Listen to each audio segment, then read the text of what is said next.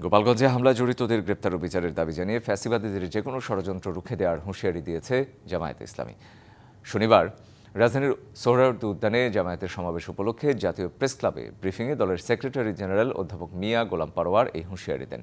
তার অভিযোগ, আইনশৃঙ্খলা বাহিনী নিরাপত্তা দিতে ব্যর্থ হচ্ছে। তিনি জানান, সোহরাওয়ার্দীতে সমাবেশে পিআর পদ্ধতিতে নির্বাচন, লেভেল প্লেইং ফিল্ড, জুলাই গণহত্যার দৃশ্যমান বিচার সহ 7 দফা দাবি তুলে ধরবে জামায়াত। প্রবাসীদের ভোট দেওয়ার ব্যবস্থা করতে সরকারের প্রতি আহ্বানও জানান মিয়া গোলাম পারোয়ার।